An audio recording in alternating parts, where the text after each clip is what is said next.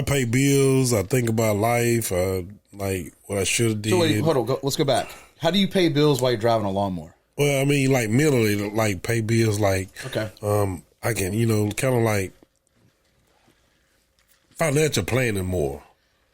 Like, I just, I spend about $3,500 a month on mortgage and bills. Can I stand to pay $250 more a month on the side by side? Like, you cut a few passes in the grass, and then you, like, nah. More you like, I think I can do it. Well, the ATV market, though, I will give you some advice on that. Do you have an ATV? No, I want. I was thinking about getting either a side by side or a slingshot for a present. It depends on. I think I'm gonna do the slingshot, but it depends on if you use it. That's one thing. Like I've always been in ATVs. I don't own them anymore, but I grew up in Latimer on land. Yeah. So I had 10 acres, and back then you could just run. Yeah. Like you'd run the roads. There wasn't social media out there, so when I had it, but I always had purpose with the ATV. And then when I got into my roommates, of course, when you first get roommates, you're late teens, early 20s. Y'all buy some toys together. And we bought a bunch of brute forces and Can-Ams, and it was a hassle to get them to the creek and trails. So it turned out that like one summer we rode all the time, but then it stopped. Yeah. So then we're paying a note on something that was just sitting there. Sitting in the shed. Yeah, I mean, there's so many people that got ATVs. I'm not going to call you guys out, but they have them for like a brand new Can-Am. It's like no miles on it. Yeah, if you got one, I got $3,000 I'll give you for it right now. Yeah. So, but if you were like, I think the perfect thing for an ATV, I mean, if you want a trailer, go through all that, it's fine. But if you have some good land, get an ATV. I think the slingshot be better for me because I like hitting the highway a little bit and cruising. I either like cruising the beach. Now, I'm a country boy, but like the four-wheeler and the side-by-side, it's kind of like calling my name. But I'm like, when do I ever get the chance to go to the country? Like, I live on the Gulf Coast. Like, I'm in between Pensacola, Mobile, Biloxi, Gulfport. Like, so everything is pretty much highway, beach scenery. So, like, the slingshot will probably be more like of a better buy for me than it would for me to get a four-wheeler. Because if I get a four-wheeler, I would have to drive, if nobody else around here invite me to their property, I'd have to drive 2 hours from here to my mom and dad's to, like, just to unload the four-wheeler and go ride around by myself. So a slingshot would be great because, like, my big thing is me and my scooters. Like, yeah. I have my license, and I can go on public roads. Yeah. Like, you get that slingshot, you get that slingshot, and let's say you got to go to work, you feel like driving the slingshot today. Yeah. It's a car. It's a car. Roll up in there in a hard hat and everything. Yeah, and then it's like a motorcycle, man, like a motorbike. I mean, if you the only one got a motorbike, it ain't fun having it. I used to have a cross rock, and like we would like it was funny. Me and my cousin, grab this real quick. We would get off work early, like everybody like 7 o'clock in the morning. Like, hey, what time you better get off work today? I had my own business, so like. I was just like, okay, cool. We just stripping form today. I'll be done at 1 o'clock. I'll ride my bike to work, and my workers will show up at work and do the work, and I'll leave there, go catch up with my cousins on the bike, and we just run all over town. What kind of bike did you have, and did the movie Biker Boys inspire you? No. Okay. I don't think. Did you see Biker Boys? Yeah. Okay. I saw Biker Boys, but it didn't really inspire me. What was your first bike? It was a 750 Suzuki. Okay. Gixxer 750. I can't remember. I bought it from my cousin. Actually, I bought it. I paid him something down on it, and I was supposed to have been paying him about a month.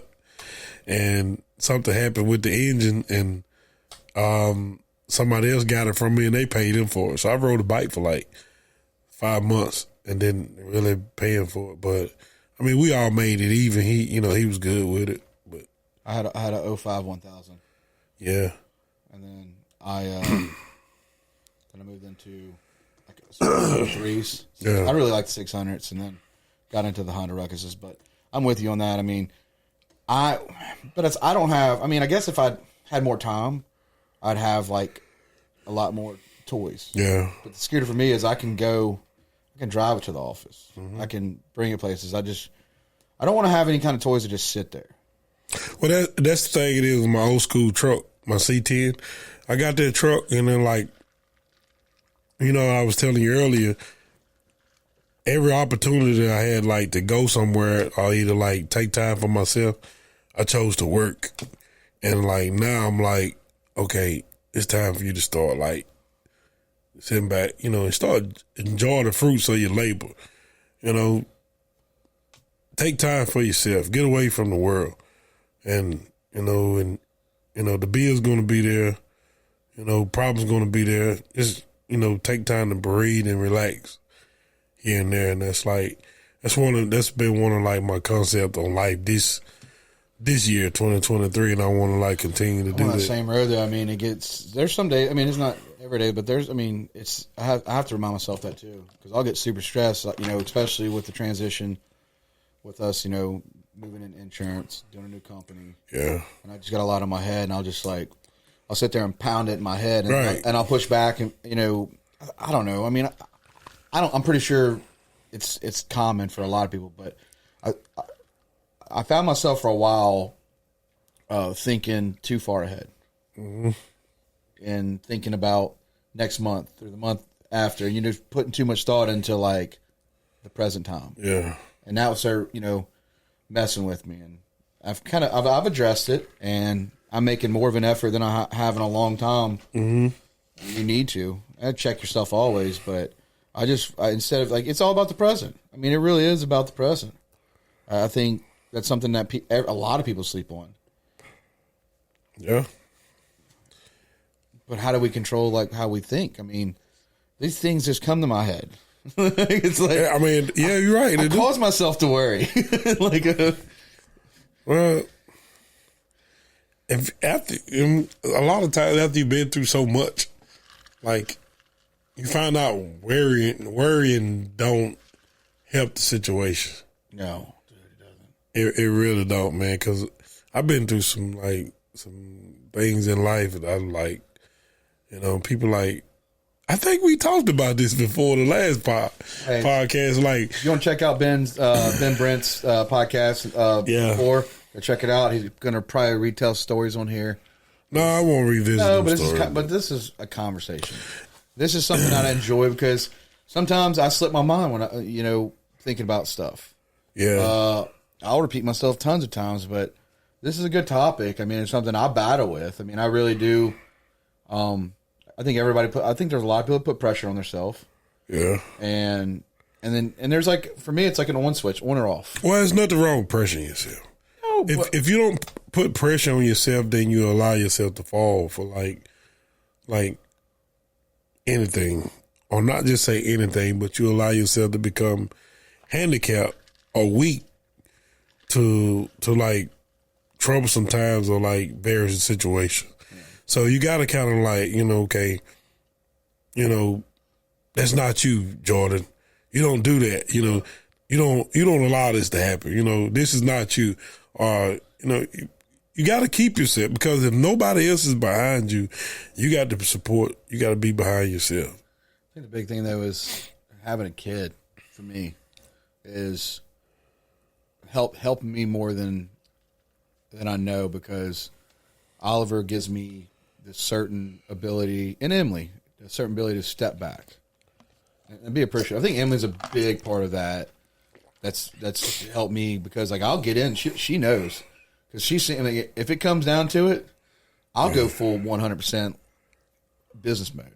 Like I will go and look at there. Everybody says there's everybody has their own system with business and how they operate their life and how they work. But I can go full mode and just get lost in business. All I want to talk about is business, and all I want to talk about is the next growth. And I don't just sit back and want to talk about what kind of hamburger we eat.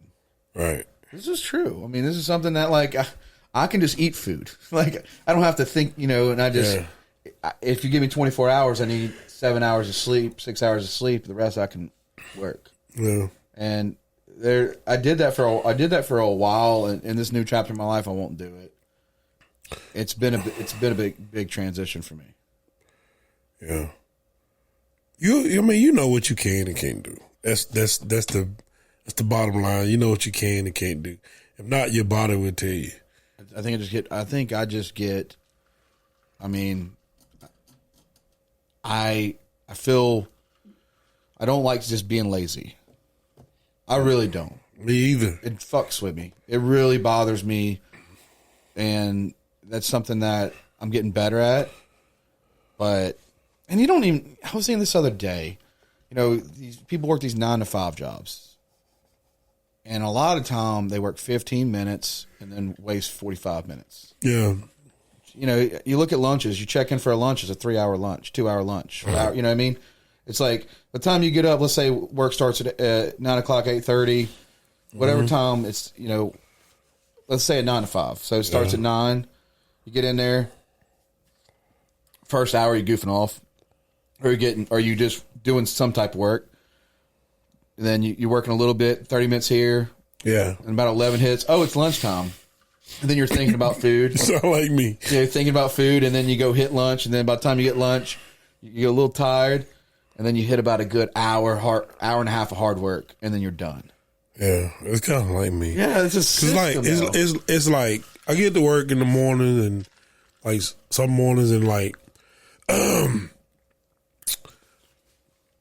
sort out problem between the owner and the subcontractors on site, and like knowing that I got a list of things I got to get done, that day or that week, and by the time I'm like doing this bullshit with somebody here and there, get ready to go to lunch. I get ready to go to lunch, and I think like, damn, I get but one thing done. It's like I'm still working on that. Are you addicted to coffee? No, I don't drink. I got to stay away from caffeine a lot. So I drink a lot of water, unsweet tea with sweetener, and every now I do like caffeine, like Sprite. I got AFib, so caffeine is one of the like triggers that triggers your heart into afibrillation. So I have to I kind of train myself to stay away from a lot of caffeine, high caffeine coffee. When did you find out about that? 2 years ago, April something. It was in April about 2 years ago. Yeah. Were you drinking caffeine before then? Yeah. I mean, I was drinking drinks a lot and smoking Black and Milds. Ooh, vanilla. It's been so long since I had a Black and Mild vanilla. I was smoking the Jazz. Jazz? Yeah. I used to love Black and Milds. Yeah, I loved them too, man. I think I smoked more Black and Milds than any person on this earth did. Because I would buy a whole box. I think there was like 20 or 25 in the box. And they would last me 4 days. Your tongue didn't get a little numb after a while? No. It's like I was smoking Black and Mild back to back like a person would smoke a cigarette. And I knew I had a problem, like it was bad. And I'm like, this is good. I got to have another one. It's like, and then, what they call it, a repetitive motion. They call it something else though. It's like It's your habit? Yeah, you used to having something in between your fingers. So some of it was flavor and the taste of, because the Jazz Black and Mild, it was delicious. I probably would want one now, but I probably couldn't do it. But if I had one, we'd be smoking one right now. No, you would. It's been a while. I mean, I don't know. I feel like I would relapse into pretty much like a crack, like a addict would. It didn't hurt me that time. Try it again. And then I'm gonna stop before it get bad. So I used to always smoke Parliament cigarettes. Yeah, it's gotta be Parliament. But Parliament was always my cigarette. I find myself, even to this day, I'll smoke a couple cigarettes from time to time to keep myself in line while I don't smoke all the time. Yeah. For me, that's my because I would smoke every day, pack of cigarettes a day, and I kind of gave I full time and I I think I was probably late 20s. I didn't smoke like heavy all the time, but like I got to a point where I was smoking a pack a day. And I think a lot of it started with when I worked at the IP as a dishwasher, underage, keep in mind. That's the only way I get a smoke break. I was, you go get a quick smoke break while you're washing dishes. So I go back there. How did they, what age you had to be before you work at the IP, at like casinos? Because I've heard that before. Oh, so 16 between 18 was considered underage? Or 16 between 21? For cigarettes, like $18, you have to be 18 to smoke a cigarette. Oh, but you could work at the casino at 16. But I was smoking like in the really cool area in the back of the casino where nobody was there. With all do they do that now? I haven't, probably. I don't know any 16-year-old that work at a casino. I mean, I was in school. I couldn't work past 10, but they still found a way to, and then I'd work past 10. I don't think they allow that now, though. Well, I just wanted a job, and I went there and got a job, and they said, what kind of job do you want? I said, any job, just give me a job. And they said, can you start today? I said, yeah. Would you mind washing dishes? I said, no problem. Man, I believe if I grew up down here at a young age, I'd probably be far more advanced than I was. Because growing up where I was from, like, I probably wouldn't know a trade, though. Because you grow up, you either... Can you tell the listeners where you grew up? Because right now, guys, we're stuck in your TV and we're stuck in your radio. Oh, yeah? Yeah. If you're listening to us right now, you're probably in your headset. So, let's see. I grew up in a small town called J.S., Mississippi. Jayess. And it's like... Can we give a landmark? Don't be like that. You want me to give you coordinates? No, it's like my in-laws were from Lumberton. Okay, well, all right. JS is south of Brookhaven, Mississippi, east of Macomb, north of Tylertown, and west of Columbia. That's the best description I can give you. It's pretty dope, though. Yeah, it's like it's a big community. But most of them have to be like they have to work at like factories, other places. Is that type of town? Oh no, trade. Brick masons, concrete finishers, carpenters, some plumbers, electricians, farmers. Yeah, you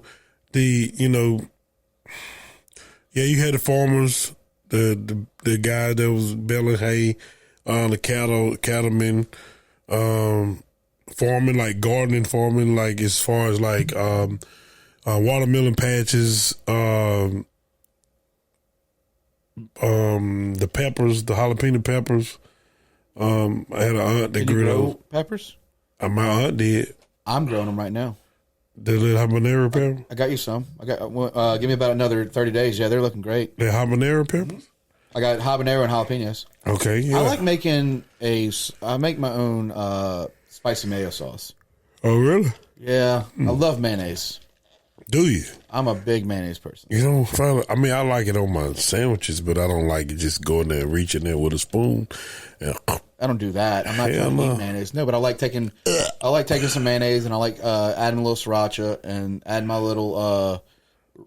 I like pickled radish. You eat black eyed peas or like field peas and crowder peas? I only do that during New Year's for good luck. So I grew up.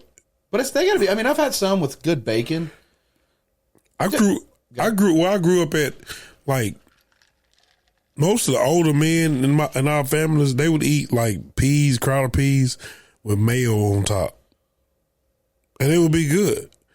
But I'm like, it's kind of like eating fajitas with what is it? The sour cream on it. Yeah, that's how it was with the peas and stuff. Do you like peas with pork chop or chicken? Chicken. I'm not a big pork chop. I try not to eat a lot of pork. I'm halfway. Are you vegan? I'm not vegan. I try to eat halfway decent, but I don't eat completely. So you don't like bacon either? I love bacon. It's pork. Give me bacon, I'm gonna eat it. But it's kind of like. What is your favorite bacon dish? It's a heart to heart right now. I eat bacon on everything, like burgers. I love you so much. I eat bacon on my burgers. I eat it on my salad, bacon bits. I eat it on like any type of sandwich I get. A wrap, I throw it in a wrap.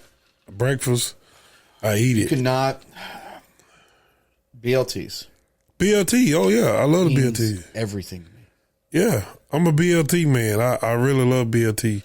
And honestly, if they don't have the bacon, I eat the tomato sandwich, not sandwich, tomato sandwich. With a little mayo, salt, and pepper on it? Yeah. Yeah. And then with the mayo running out the side, when you bite on it, it just run down the side of your jaw with the tomato juice mixed in it. I can dig that. I'm sorry, y'all. I'm hoarse. I don't know why I've been like this for 2 weeks. He's got a disease, guys. Nobody's made me scream. No, you're fine. This is important that we talk about bacon because I was pretty upset. I went to Sonic the other day, and they didn't have bacon. Well, I got the bacon cheeseburger. Remember that with the Texas toast? Yeah, it's half the size now. Really, that bread small. It's half the size. It is half the size. Remember how they used to make it thick? You get the BLTs there. Mm-hmm. I mean, because BLT is my comfort spot. You got to get the BLT with tell them double bacon. Whew. It's heaven. Don't just say the BLT. Say, hey, let me get the BLT double the bacon. Do you like your bacon super crispy? Because I'm not a fan. I like it crispy. Do you? Yeah, I don't like it to where, because sometimes when you eat it, like where the fat still kind of like rubbery. If you don't chew it right, it gets stuck down your throat. I can and you drink that bacon choking. grease. Yeah, I can. You do? I mean, I have. Yeah. Now that's back to the pork. That's the pork that I would eat. That maybe a pork chop, but like the pigtails, the pig feet, the just like a lot of part of the pig. You know, I will eat chitlins every now and then. They're delicious, but I just like. But I try to stay away from them as like a natural habit every day. If I do eat them, they be like every now and then. Chitlins are hit and miss, though. Let's be honest. They hit and miss. So I just learned that it's not good for my health, my heart health. So no. So you know, it's chitlins. So I try to be good to my body, so it'll be good to me. So if I continue to eat this stuff every day, it'll feed the disease that's inside of you. You know, so. If I don't feed that disease won't grow and kill me. Other than like heart disease, or like give me a stroke, or like build up fatty tissues in your heart and cause you to have blockage and all that. So, you know, I stick on, you know, when I go eat, before I go eat lunch every day, I'm like, oh, where can I go get a wrap? I try to stay away from bread, try to stay away from sugars, a whole bunch of sugars, which I probably eat not knowing because they put sugar in everything. But like the known carbs and like fat that I know that's not good for me, I try to stay away from. Yeah, but how can you? I mean, you really can't control that. No, you can't, because I mean, we eat crawfish. Look, eating crawfish, that so much sodium going in your body. If you need to go get merchandise, go to crawshandbeer.com. Yeah, I didn't get a chance. I couldn't find my hat. I don't know where it's Make another one. Yeah. Make a hat right now. I can make you another hat. Yeah. I think.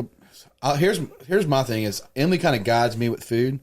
If I had it my way, I'd eat probably. I always have to eat rice, but I'd probably eat ramen noodles almost every day. I like good comfort food.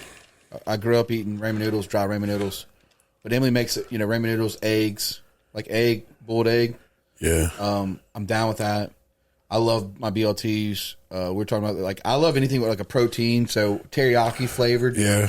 But one of my go-tos this is one of my secrets I don't eat. I don't tell people like I really eat it because I could eat it every day for breakfast, lunch, and dinner is fried chicken, okay? Fried chicken, mashed potatoes and gravy, and corn in a mixture bowl. Mix it all up. Break that chicken up. That's the Popeye. Kentucky got that. But I want to do my own. Kentucky got that, don't they? They got that. But it's not the same. Chicken bowl or something. It's not the same. It's not the same as you taking it and you making your own. Yeah. I'm going crazy for it. Really? And biscuits. Biscuit? I love biscuits. Honey biscuits. I can. Who's your favorite biscuit? Popeyes, Church's, or Kentucky? Popeyes.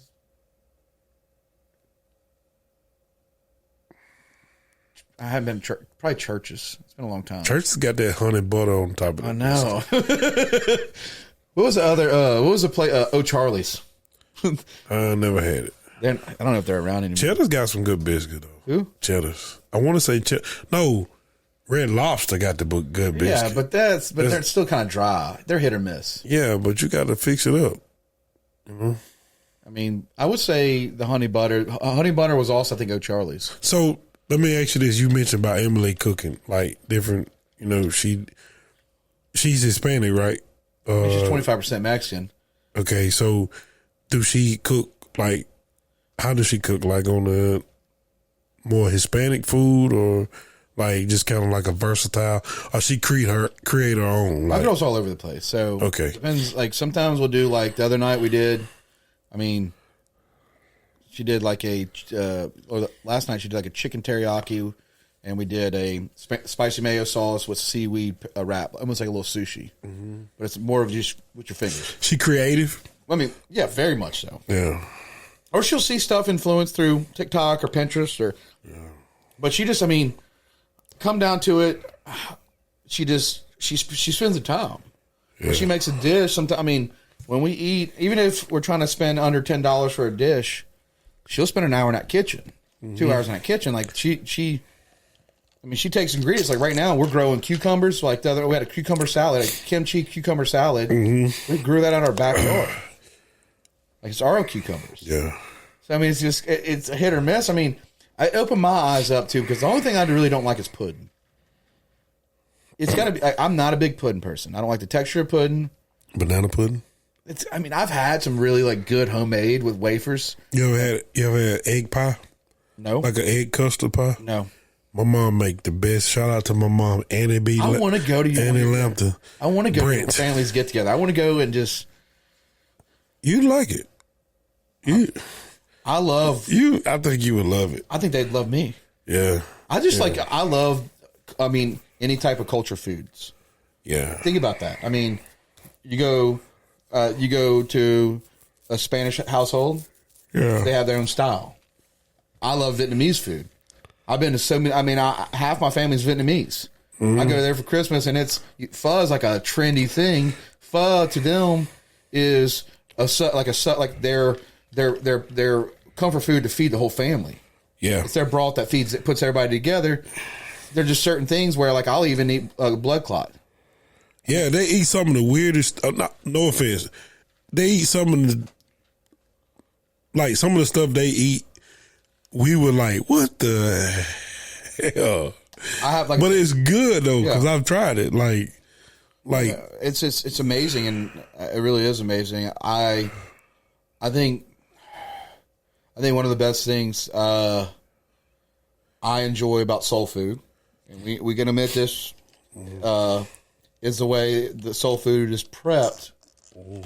Like I grew up Cedar Grove. It was mixed black and white. Yeah. But I've had some collard green at some of my neighbors' houses, and it still hits me every day because you can like look, guys. Stop messing up the collard greens. You can smell Miss Beverly collard green cooking. A little sweetness to it. A little sweetness, you know what I mean? You're like, because I tell you what, hands down, there ain't nothing like a soul food collard green. Like it ain't. Because they try right now all these fancy dishes. Yeah. And they'll do these collard greens. You'll eat them and they're cold, and you're like, get this shit. Yeah. I don't want that because I've tried a few restaurants. And I'm like, no. Like, I don't even know how to make collard greens. I mean, look, there's just certain things you can't. There's certain styles too. Is like you can't cook collard greens in 30 minutes for one. Yeah, you got to make them sweet. They got to have. And then whether they sweet or not, because I put pepper sauce in mine or hot sauce, but you can't just like. It's the reason it's called soul.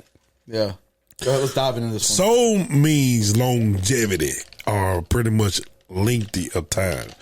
So I grew up in the household. I would play on Saturday evenings and see my grandmother in the kitchen cooking and thinking we're about to eat on you hear me? Saturday evening.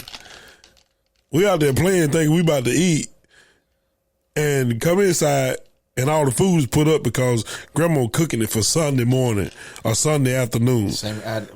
That's funny. We have that a lot. My grandma was from the coast, and let's just share this because it reminds me so much of her. Yeah, she'd do the same shit.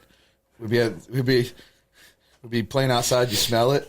Yeah, and it's like getting prepped for tomorrow. like, hey man, I gotta wait. Get you a sandwich. Yeah, get you a sandwich. Yeah, you see, shut the door. You see, she in there battering. I mean, like seasoning chicken, and I just know we about to eat some good fried chicken. And then she come inside. I'm like, it's time for y'all to eat. Come in there, got some damn chili dogs. I'm like, Grandma, what happened to the other? Oh, that's for tomorrow. And then you see that like. Down through the years, you know, like I got sisters, they'll do that every now and then. They like prep food for like the next day. And it's like the food be so good. So I learned that like you can cook and like cook it to an extent to where after it's set up for so long, the season set in after it's cooked. And like you go back and heat it back up. And it's even better. So it's kind of like I don't know if that's like the real concept of it, but like certain foods that they would cook, like it would take hours for it to cook because they cooked it slow. Favorite dish your grandma made? My favorite dish my grandmother made? Favorite dish? Fried chicken, steamed okra, black eyed peas, or either butter beans and cornbread. And I did take the tradition. I didn't learn it from my grandmother. I learned it from somebody else on the cornbread. We're on the topic of cornbread right now. I'm kind of pissed off about cornbread right now. Why, you don't know how to make it? No, I don't like all the new Bro, we should do a cooking show. We could. Yeah. Want you? Down? No, not right now. I mean, we can right now if we want. What we cooking? No, we'll do it later. But it'd be fun to do it. We got to get somebody to cook. My big thing about cornbread is I don't like your jalapeno cornbread. I like straight crispy cornbread. Like that's the thing is I'm talking about. I like a good buttery, good cornbread. Yeah. A lot of love to it. I started having cornbread with like corn in it. I started having cornbread with all these things in it. I feel like you're just getting overdone. You know what I mean? It's kind of like I've had a few. Leave it alone. Yeah. Just throw some butter on it, get it hot. Now, you ever had crackling bread? Probably. Crackling bread is okay, and then jalapeno bread is okay. I can't do crackling no more because I got... Remind me about crackling. I got veneers in my mouth, so I'm scared I'll crack a tooth trying to eat that cornbread. But jalapeno bread, that's good. But all that corn... not great, though. Corn, and they put ham and all that. I'm like, what the hell? Who told you this? Sometimes people break shit. It's like... Yeah, leave it alone. Yeah, it's like. All right, let me ask you a question. When you eat a steak, do you add A1 sauce? I do, but to my defense, I want to headbutt you right now. Listen to but to my defense, my first piece of that steak, I'm gonna cut that steak with no sauce on it at all because I want to taste the marinade or whatever they did. I want to taste that first, and that determines how much A1 sauce I need on that steak. Now, if it's a shitty steak, I'm gonna douse it. I'm gonna put sauce all over the top of it. But if it's a good steak and I just want a little bit of the sauce, I'm gonna take the sauce, put it on the side of the steak, and cut it. And like I pick and choose when I want sauce on that steak. I'm not really feeling you right now. You don't like the sauce? I'm not a big. I don't even like ketchup. Well, I mean, some of these restaurants don't make a good steak. Should I call some names? No, I won't do that. But I mean, let's go. No, we're not. We would not do that because I would not be allowed in some of these restaurants. I would say. But shout out to my boy Charles. That CJ 1776 barbecue. He used to be just a Dabadoo. Man, he's like one of my favorite cooks out here on the coast.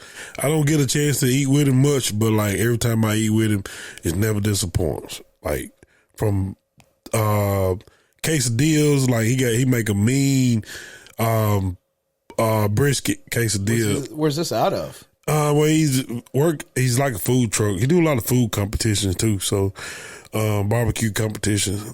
But he's had cooked one of the best steaks I've ever had. Yeah, that didn't need any sauce, and I didn't have no sauce that night. I had his steak.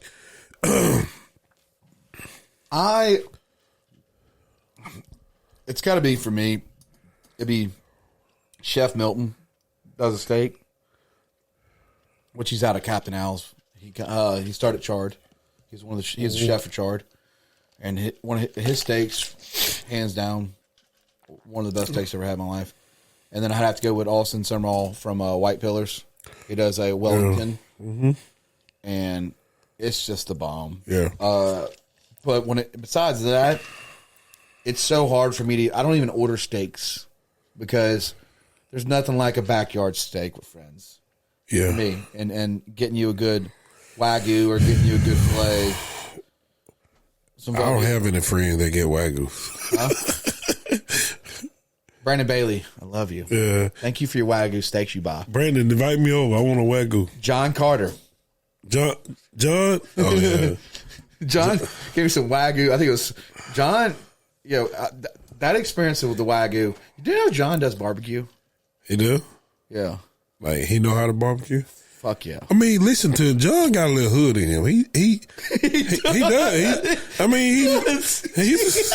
He's the whitest black dude I know for real. He does. He walk around so, I mean, not to be racist or nothing. Like, he walk around so white, but talking to him like he's hood as he can be, man. I'm like, this dude, right, bro, where you come from? Like, what? Before his, so he was living in social. This is true though. He does have a little soul in him. He's living in Saussure. I can take John to any church with me right now. I swear to God. I heard him say, I was like, John, if I can take this dude to any church with me right now, they gonna like, dude, we need you in the choir next Sunday. Yeah. He got it. So let me tell you a story about discovering John's barbecue. Go to his house, and he just did barbecue that night. I mean, he stayed up all night and did barbecue. I didn't really know her. I mean, I knew he did barbecue, but not on that level. Like, he really loves it. And I would go to his house. He goes, "You hungry?" I was like, "Yeah." I mean, a little bit. He goes, "Let me make you a brisket sandwich." And he pulls out the toast, and he just lays that brisket. I don't even think I had mayonnaise on it. I really don't think I had mayonnaise on it. And then he gets his brisket. And he scoops it out and he makes me a sandwich. And you want to talk your friends up. That's what you do. You always talk your friends up. And you want you got to be proud about your friends. You be proud of your friends. And I took a bite of that sandwich. My mouth just watered. Yeah. I wanted another. I think he made me another that time. I wanted another one. And I'm always like, "John, when you make another?" Because that's something I just took note of. Like, John, we need more brisket, John. His barbecue is different. Yeah, like, it's low key. I mean, it's just I love the way the brisket hit, and we can all respect barbecue. Right? Like, we can all respect barbecue. Barbecue. I think barbecue is on the top of the food chain. Oh, let me ask you this: do you believe barbecue need to be in a restaurant or in the backyard? Where's the best barbecue? Backyard. Most definitely. If I feel like, if I'm a man coming home from work and I want to take my family out to eat, I don't think I want to take them to go eat no barbecue. Why? Because I got a barbecue grill in the backyard, and like we do this on like when we don't want to go nowhere else. So why would I want to go pay for barbecue? Like, every man need to know how to barbecue. Like, if it ain't nothing but like put some chicken on the grill and like just learning your grill. I've been in this last year, I started cooking. It's good, man. It's like I've been. That comes back to overworked mindset. When I shut down the mattress store, I started like going, like you were saying, like, there's got you to take time. So I can cook stuff. I can cook you a mean eggs in a basket. Yeah. I can cook you a good breakfast. I can cook, but I didn't put not as much effort into it. Yeah. Now I'm enjoying it, but not everybody there's a lot of people that are intimidated by a grill. I know when I first started grilling, I was intimidated by the grill. Wow. Just because I didn't know what the hell I was doing. I mean, I grew up around a dad that's won, I don't know how many chili. My dad's won first place in most of the chili cook-offs in Florida and crawfish cook-offs.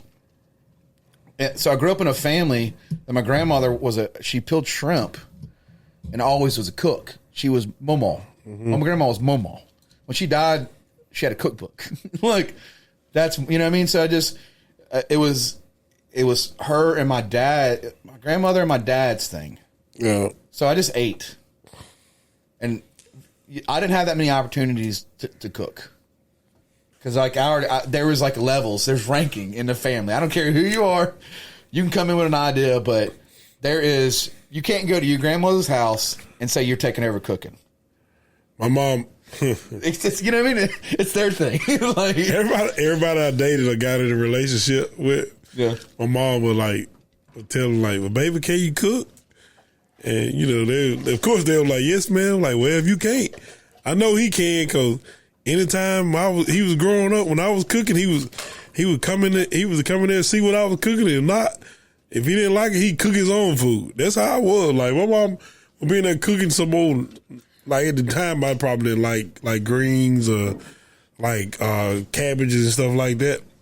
In order for me to eat it, she would have to put sugar in it. You know, it's just a trick for a kid to eat.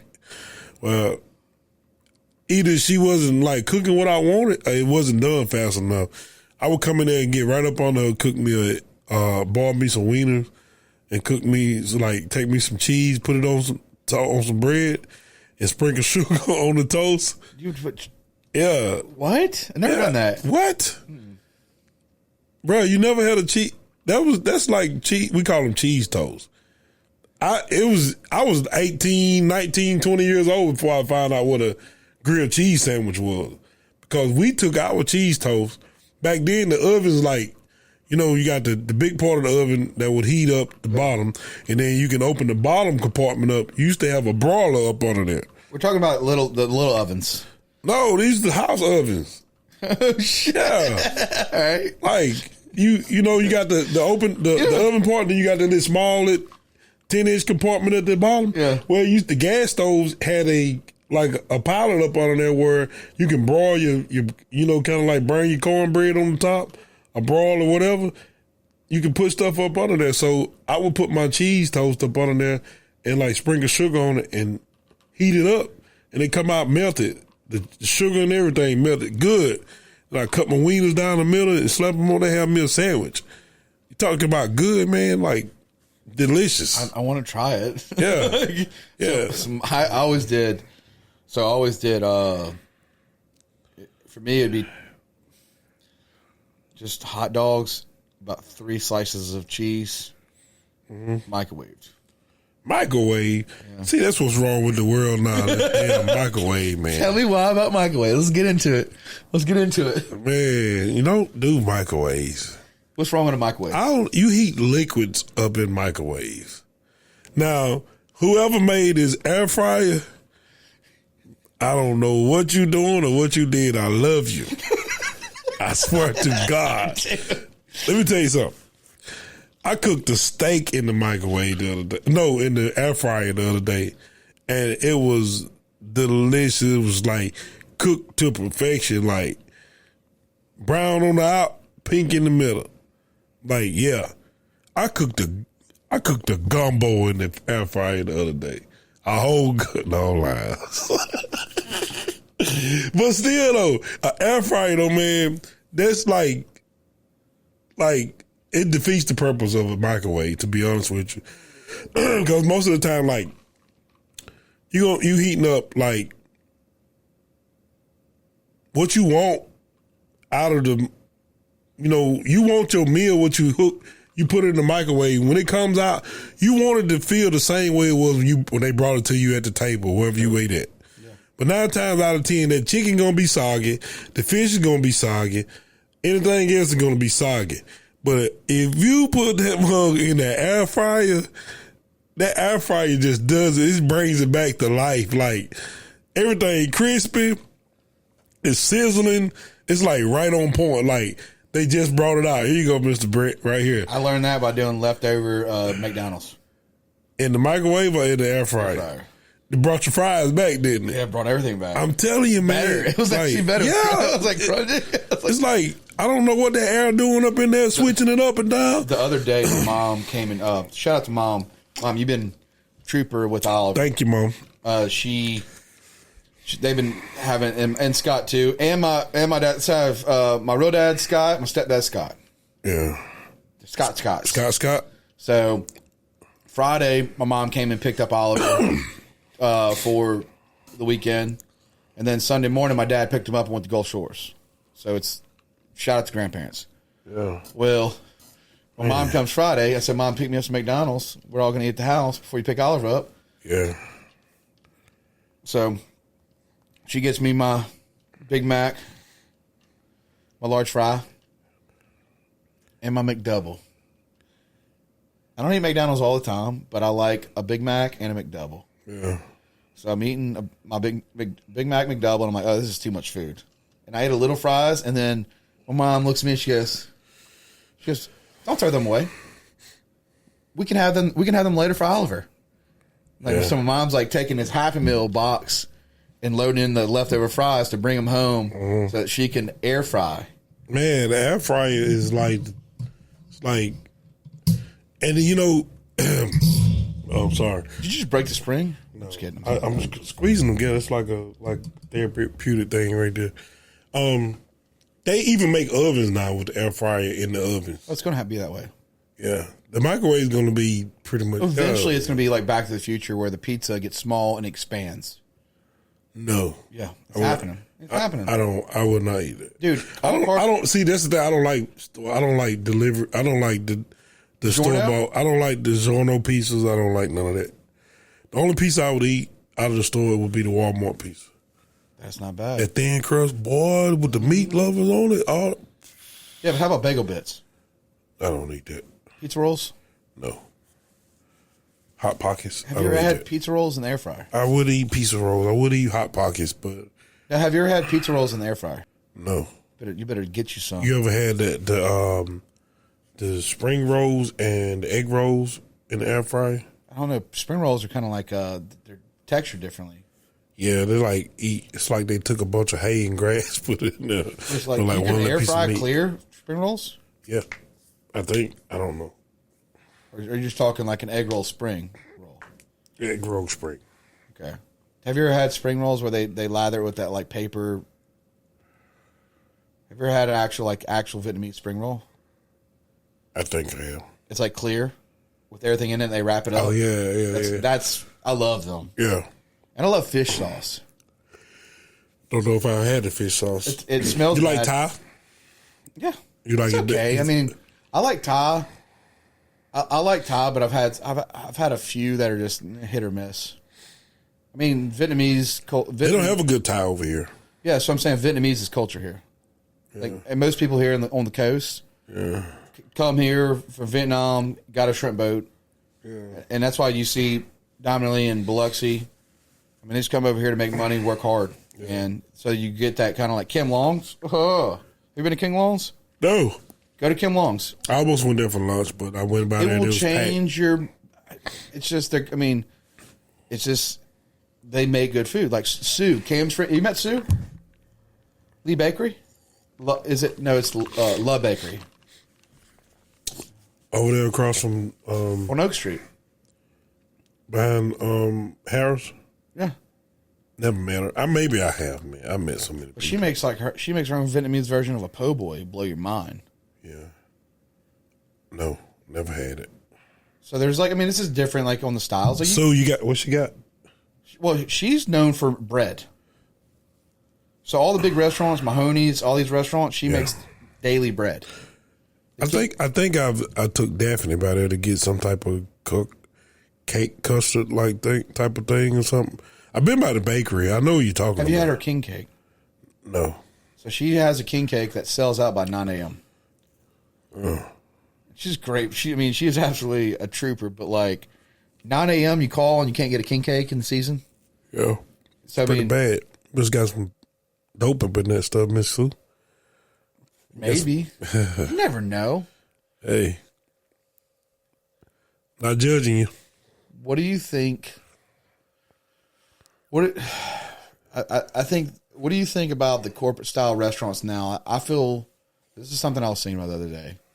You remember, like when like Cracker Barrel started, and all these restaurants that we're growing up on that we'd go to, be excited about, and they're not so busy anymore. Like I looked at Ruby Tuesdays the other day. There was nobody in the parking lot. I don't know why. Ruby Tuesday got one of the best salad bars you can go to, man. Chuck E. Cheese is right there too. Chuck E. Cheese where? Gulfport. Oh, I don't hang in Gulfport too much. I do. I live here. This is not Gulfport, is it? This is Gulfport. This is Gulfport. Well, see, we're between lines. Like, you probably directly you're north, you're southwest of me. So I'm across the Biloxi line. I'm like right there in Woodmarket. So it's like, as soon as I come across that bridge, like coming in the Gulfport. So it's kind of like I'm in the Gulfport, but I'm Biloxi address some kind of way. I mean, you're Harris County. Yeah. I don't know. I don't have a reason to go. I don't know any of my colleagues I don't know over there. So everybody I know like is over in Ocean Springs, Biloxi area. I know some people over there, but it's like from Cowan, Lorraine back this way, it's where all the people I know. Seriously, now that I think about it, I don't hardly know anybody on that side. Have you been to Tom's Pizza? No. Is that in Ocean Spring? No, downtown Gulfport. No. It's worth a try. I mean, there's places. I mean, El Lupo's. I've never been to any many pizza places out here. How about El Lupo's on Pass Road? Nope. Dude, the AC probably is not going to work. What is that? Pizza place? You remember the Mardi Gras World that was there? Yeah. Where you get your Mardi Gras beads on Pass Road? Yeah. Right next to it's called El Lupo's. It's a big restaurant? No. Wait, it's in the shopping mall right there? It's an authentic Mexican restaurant? Yeah, I ate there for lunch one time. And? It's as authentic as it can be. That's one of our spots. Next to it, they got a bakery, and it's like $1, $2. It's $1. Probably went up on price. Probably $1.50, $2 per.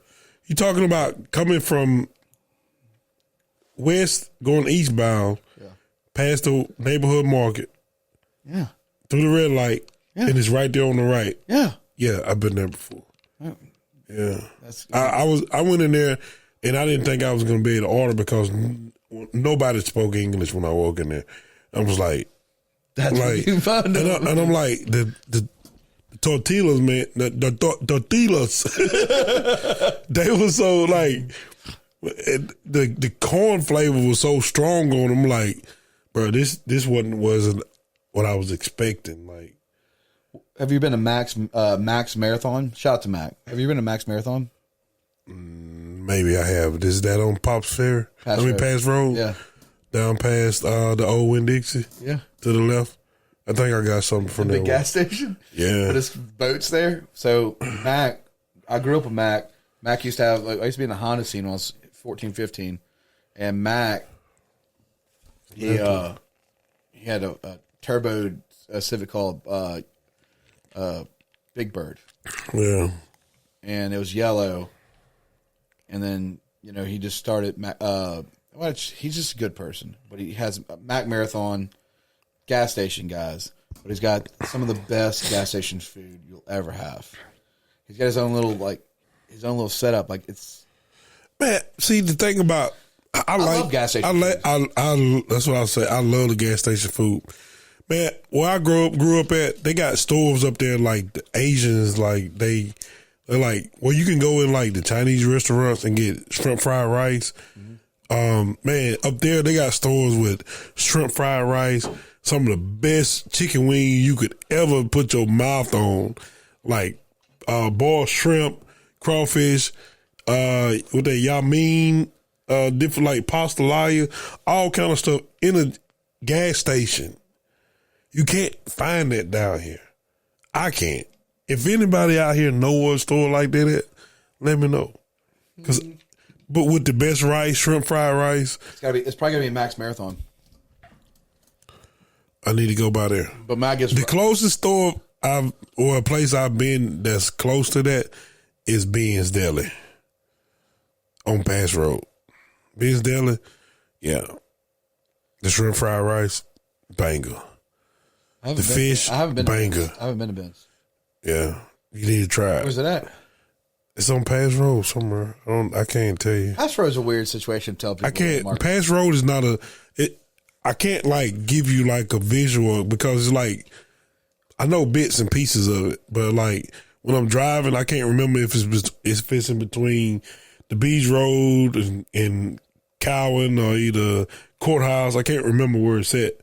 So I just like it's on Pass Road. So I do the same shit in a living go for like Ward's. I'm making fun of you. Like, are you a fan of Ward's? Ward's Burgers? Yeah. I grew up on Ward's. I grew up on Ward's Burgers. For one time, I ordered a big one.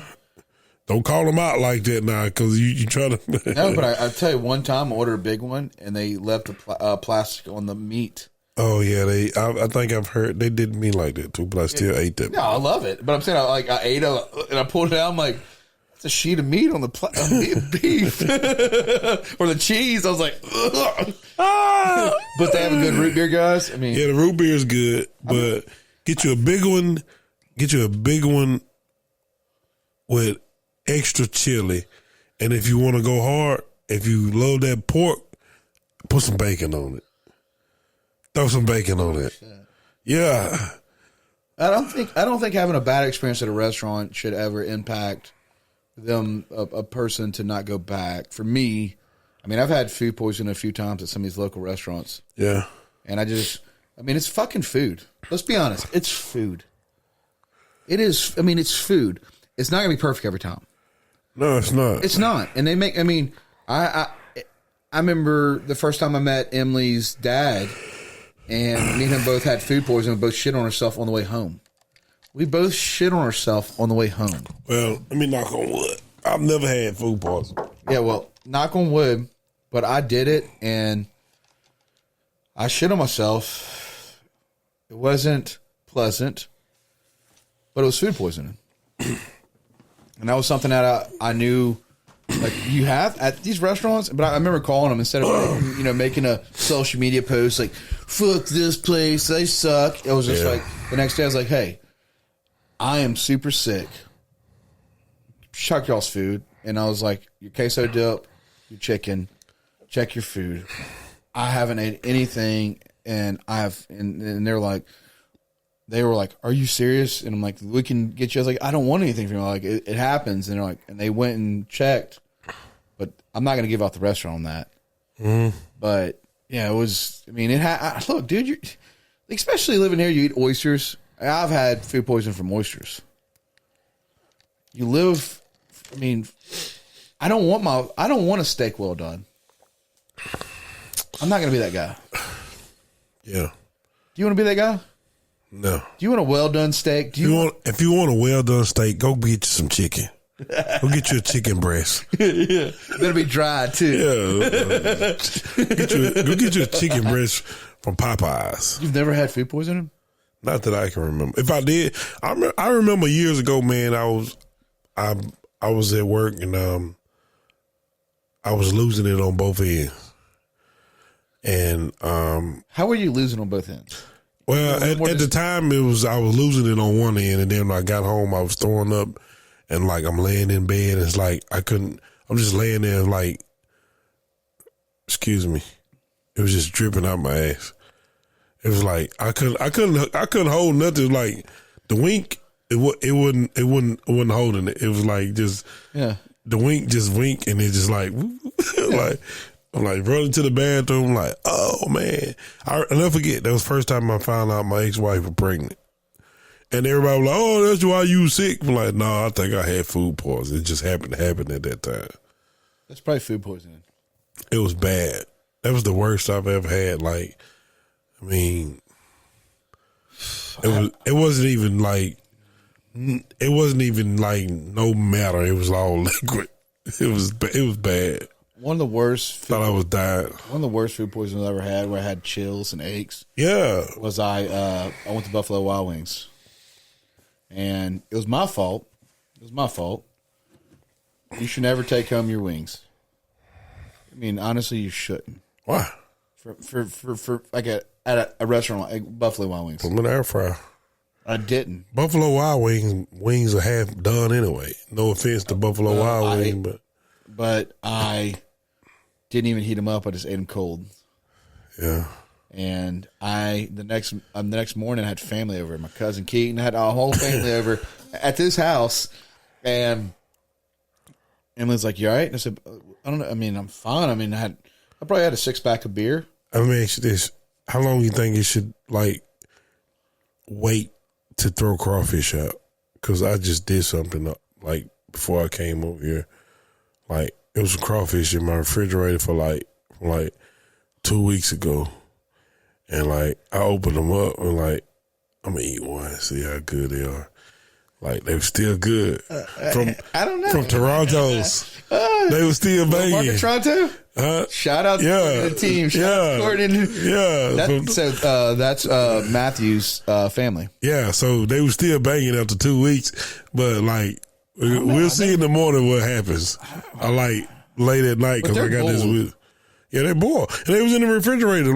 I think boiled's a big difference. And I ate 10 of them. They were still good. The meat still tasted fresh. I'm like, shouldn't be eating these after 2 weeks. What the hell are they still doing in the refrigerator? I think I will say Toronto's Will Market is probably one of my favorite spots.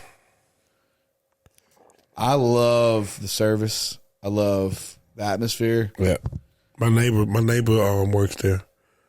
Miss I love the fact that they put jalapenos. I love the fact that I put jalapenos in my crawfish. My crawfish are inspired by Toronto's because that's where I got the jalapenos from. And everybody like, why are you putting jalapeno? You gonna make them eat more spicy. By the time when they tasted jalapeno, it's not that spicy, to be honest. I will say and also shout out to them too. Is you go in there, they got some of the first original crawfish beer hats. Miss Cindy Fayard, you know Cindy Fayard. She works up there. That's my neighbor, real sweet lady, man. You know, she wasn't the one to welcome me into the community. She wasn't the one that'll toot the horn at me whenever she passed by. Have you met Cricket? Who? Cricket. No. So, Cricket's been there forever. Blonde hair, beautiful girl. I mean, absolutely. Cricket is just a sweet. Shout out to Cricket. I don't go up there much. I order and then I I wouldn't know who's up there. I've been there for 3 years or so. So Brian and Cricket, they have a beautiful, beautiful kid. But the fun thing about Cricket is my mom and her mom have been best friends since we're kids.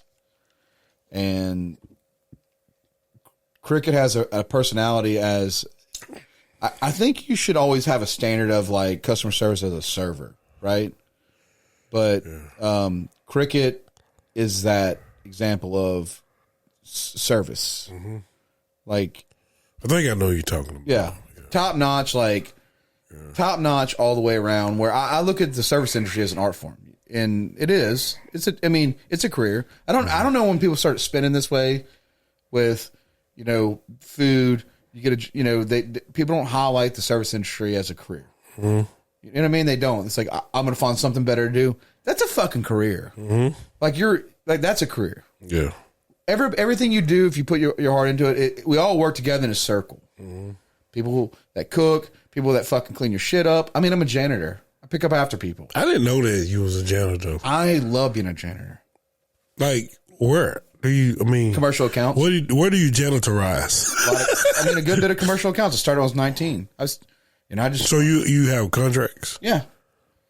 But I just like it. I mean, sometimes I get frustrated. I have to pick up, So is it considered more of a cleaning service or It is a cleaning service if you want to say the name of it. In reality, I'm a janitor. I mean, the reality of it, I own it, but you go in after hours? Yeah. Or when people, I mean, yeah, I pick up, like, I clean up after people.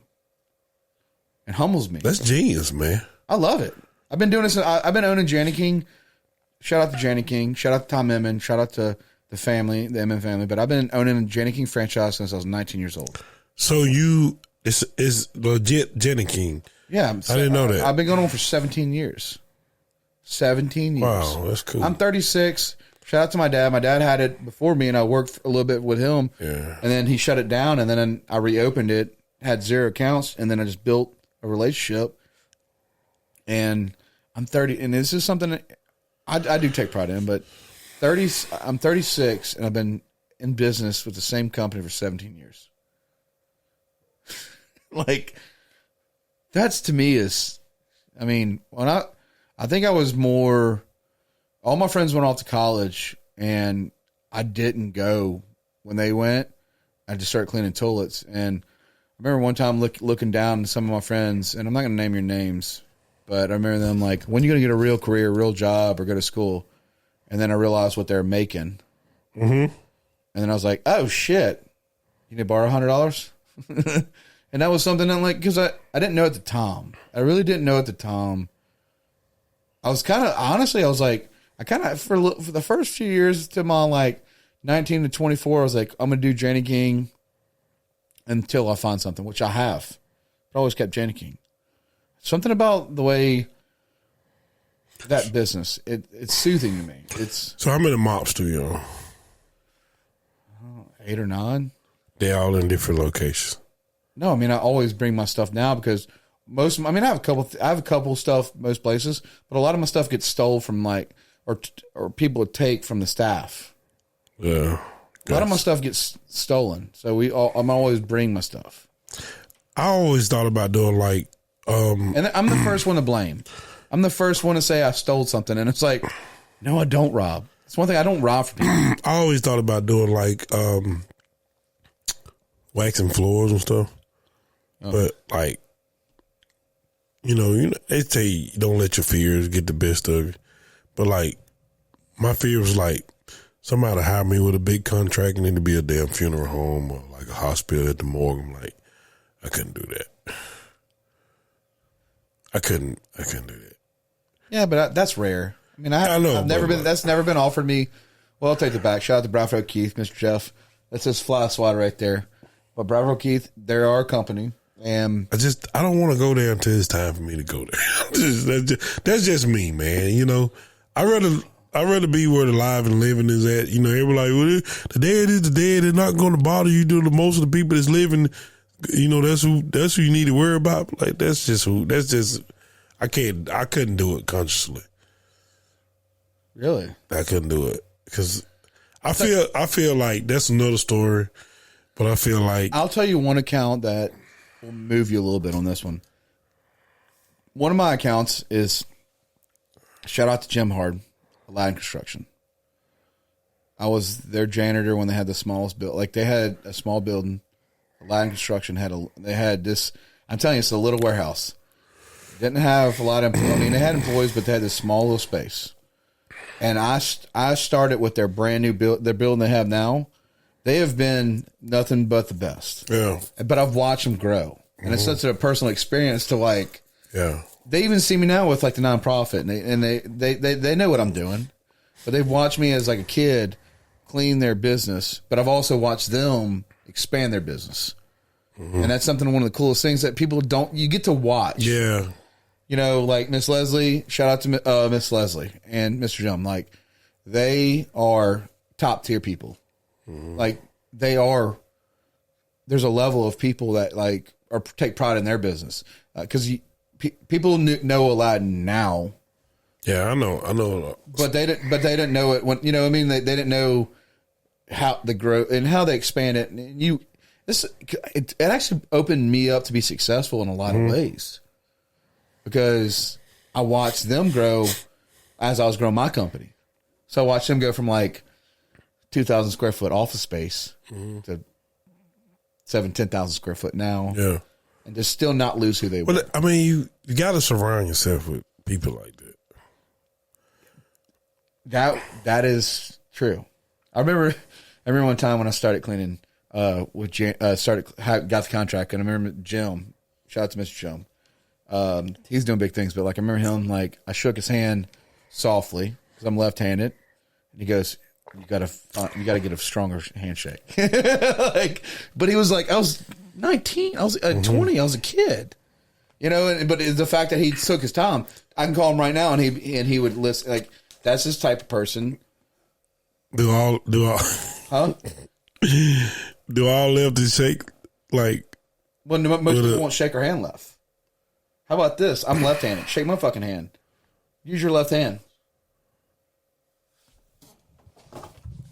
Yeah, it's weak as fuck. Yeah, because it's different. Yeah, it's different. You know what I mean? Like I'm left-handed, but it was just that's one thing about the experience of being a janitor. I would say. I mean, take pride. You do a lot of. You're a carpenter. Let's be honest. You're a carpenter. Mm-hmm. You're great with your hands. You build shit. You look at whatever project you look at, people don't see it until you build it and it's there, and you take pride in it. There's nothing like a satisfaction in completing a job, right? Right or wrong? Yeah. Nothing. There's nothing. It's nothing. It's nothing. I was going to mention that a few minutes ago. Like 10 years ago, would you have thought you'd be where you're at now? What do you feel like you're successful now or not? Would you have thought that you were where you're at now? No. 10 years ago, I was working in that warehouse. No. Doing like autofilling at Walmart distribution, and like just really like thought I was getting like okay with life. Speed up to now, you know. At that time I had got out of construction, and in 2014, I pretty much got back into construction off and on, and like now I'm like almost at a point where I'm not even hands on anymore. Everything pretty much negotiating or supervising or like pretty much subbing out. I go from like company I work for, supervise, make sure the job, work with the inspectors or the subcontractors, and make sure the job is doing what it's doing. And then I transition over to my side hustle, Brent's Enterprise. It has grown to the point of where, I'm not legit, but it's like it's grown from where I'm not even hardly hands-on with that anymore. And I'm like, wow, like I went from hustling every day, putting my hand on this, that, and that, to the point of where I'm like, people call me and like, hey, you know anybody that can do this? And I don't even charge these people for nothing. I'm like, yeah, I got a buddy that can do it. I'm sending him over there to you. And I'm like, hey man, just don't forget about him. He might give me $150, $200, but that carries my name, and I know he's going to do a good job. And he turned around, I passed the job along. He gave me $200, and I didn't have to pick up a hammer or a nail. And I didn't expect it to come to this. And it's like you stay, if you stay with it, stay with the course. And I don't even plan to go anywhere with Brent's Enterprise, because I love what I'm at. I love what I do every day. I wake up, go clock in, do my boss's job, tell me what to do. And like somebody come like, hey, I need you to come do it. All right, you catch me in the afternoon on the weekend. Other than that, we're done. I got enough time to do it. So it'd be the same way that I look at, I would say, I think people you connect with too, though, why you want to start your job is the family relationship. Yeah. And I've seen that with like when marketing. Mm-hmm. I cut you off, but like, let's shout out Cam and Kane. Shout out the family. And Cam will know this, and Kane will know this, is like, when it comes to marketing, they fucking put my name on. And that's something. I think that's how I met you through yeah, them. But that's what it is. But I was there from them, and I'm always there. Yeah. We got to like February from Chandelier. Shout out to Chandelier. We got a fucking 9.8 pH level water coming out. But I'm just saying, like, the fact that, like, when you have that relationship of believing in you. Mm-hmm. Shit, I remember when y'all's company keeps growing and growing and growing. Yeah. Keeps growing and growing and growing. I mean, and the fact that it's that's part of life. Right. And I see that, like, I always wonder about that, like, because I mean, no matter what, we're always going to grow, and the reason you're successful is because you get shit done. But I feel like I don't. Every job I do, everything that I do, I feel like it's always when I walk away from it, I look back and I'm like, this is what I could have done better. This is what I could have done better. And even though I have a bragging right about, like, yeah, I did that, but I think to myself, like, either you could have charged more here or you could have, like, cut the cost here. And it's like, it sharpens your mind to, like, you know, instead of bringing $1,800 home, see if you can bring $2,200 home the next time on the same size job or whatever. Make it better, but at the same time, get the customer quality work or what you want, and that's pretty much where I'm at. I'm like, it's not always about me making a whole bunch of money. It's about me, like, getting to the next step. So if I can make Susie and Chad happy on this one job, they can speak to 6 more other people, and I can make double what I make just from their one job. Treating the customer right. And that's kind of like I am. I mean, I joke around and, and carry on with my, just do whatever with my customers and all. But at the end of the day, it's like that company, my business, my side hustle speaks for me. And I do the same thing for my other company that I work for, So we had Thursday. So our website for insurance company, Golden Gulf Insurance Services, is our company, Golden Gulf. But our .com is goldengulfins.com. Mm-hmm. And we've been building the website, and it's something I really love. And you know that, like, I love it. So Thursday, it was Thursday, I got a lead for home insurance. And it was like 4 or 5 o'clock. I was like, I need a home insurance quote. Mm-hmm. So she sent me her number, her and her husband. She sent me her number, and I call her, said, it's 5:30. I'm at Fly Lima with the boys. Like, just got off work. We're all just hanging out. This is our Neptune boys. Mm-hmm. And I was like, call you tomorrow. Well, she called me before I called her, and I got her, like, started quoting her. And then today, even Memorial Day, she called me again. She's like, I don't want to bother you, but, like, you sent me quotes that I really like. Well, today she called me again. Let's finalize. And she goes, I talked to 3 other insurance companies, and you're the only one that reached back out to me. And I was like, it's kind of cool. It was like, yeah. And I was like, I'm fine. She's like, I really appreciate that. She's like, literally, she's like, I want to do business with you because you actually called me back. And customers appreciate that, man. It's like, because they already feel like they less to none than you. Yeah. Like they know that you need them or they need you. And it's kind of like they feel like at your mercy. So you like, if you pretty much like, hey, I'm concerned. I want to, what can I do to help? Or like, what is it? Like, I come on a Sunday. I come on a Friday afternoon, like on an awkward time, you give them that extra time, like, I don't mind coming to look at it. And, that sells them more than it would. Like, I get to it when I can, sometimes you have to be like that. I got a customer, I got to go back and get in touch with him because I can't find the notes that I wrote down on his number or the patio that he wants done at his house. Can't find it, but I'm going back to him, let him know, hey, I slipped up somewhere. But he wants me to do it because I did something down the road. He, like, from him. He was like, you got the job, just wait. You just need to tell me how much it's going to be. So things like that, it's kind of like when you build that relationship with that customer and, you know, you feel that accountability that they hold against you, it kind of makes it drives you like, I got to do this. What if I make a good profit off of it or not? Because you don't want one.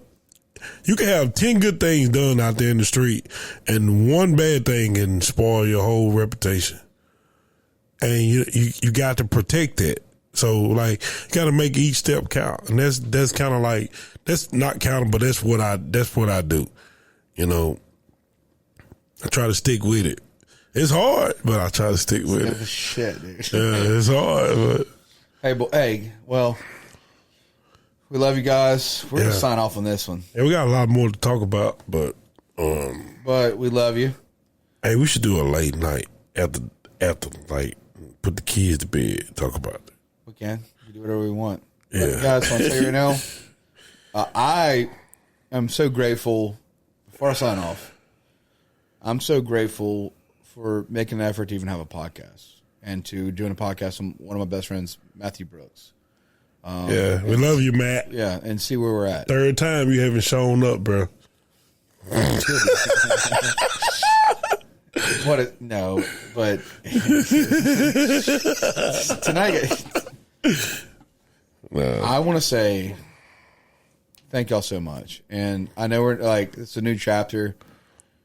We're not doing live. We'll probably do live a few times, but we didn't get into this shit to do live. We got in this shit to talk about stories and our failures in our life and what we're going through. Yeah.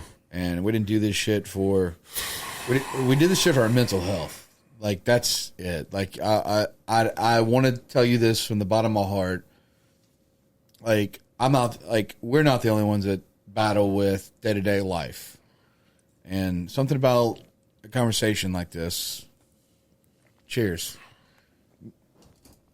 It just, tomorrow I'll wake up and I'll wake up refreshed. But I want you to understand that you're not alone. And always grind. Have a good time. Life is precious. Love you guys. One thing I can tell you, be true to yourself before you be true to anybody else.